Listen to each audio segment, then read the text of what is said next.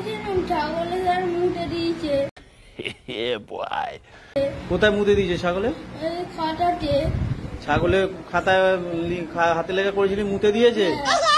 তুই কি খাতাটা কি ছাগলের কাছে রাখতিস নাকি? আমি লিখছি না, জল হচ্ছিল লিখতে লিখতে আর জায়গায় পালিয়ে গেলাম বলে ভুলে আর মুতে দিয়েছে।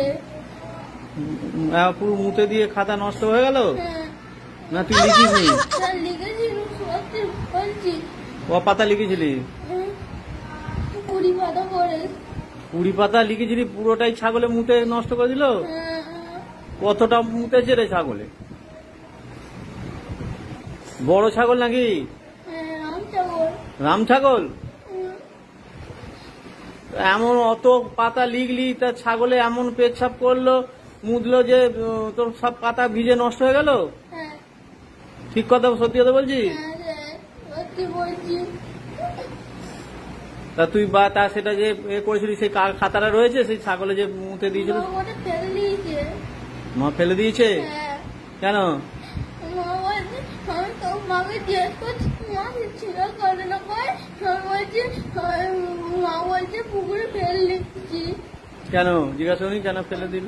বলছে কেন ফেলে দিয়েছি? আমি বলছি মা এই যে কেন ফেললি, বলছে তুই আবার লিখে নিবি। বেশ কথা বলছিস রে। কটা সাবজেক্টে লিখেছিলিস? কিসের কিসের লিখেছিলিস? বাংলা, ইংরাজি, অঙ্ক আর পরিবেশ। অতগুলো খাতা কত পাতা করে লিখেছিলিস? 20 পাতা করেছ। সব 20 পাতা করে সব লেখা অতগুলো খাতায় ছাগলে মুতে দিল? কি ছাগল রে, কত পেচ্ছাপ করেছে রে, অনেক নাকি? খুব বড় ছাগল? 4টে খাতাই তোর মা ফেলে দিল?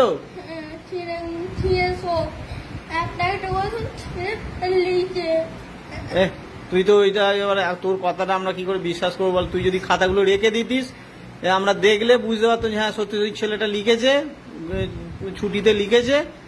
কিন্তু ছাগলে যদি মুতে দেয় ও সে কি করবে? কিন্তু তুই তো তার কোনো প্রমাণও নেই। তো মা খাতাগুলো সব ফেলাই দিল? সত্যি বলছিস? কোথায় ফেলে দিয়েছিল খাতাগুলো? পুরো জলে ফেলে দিল? অন্য জায়গায় ফেললে তো পাওয়া যেত। তাহলে এবার কি হবে তো? আর লিখেছিস কিছু? তাই এবার ছাগলের কাছে রাখিস কেন খাতা? খাতা বই কি ছাগলের কাছে রাখে?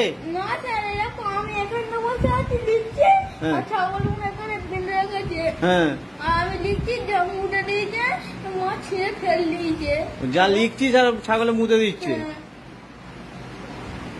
আর ছাগলের কাছে বসে পড়াশোনা করবি? ছাগলের কাছে বসে কেউ পড়াশোনা করে?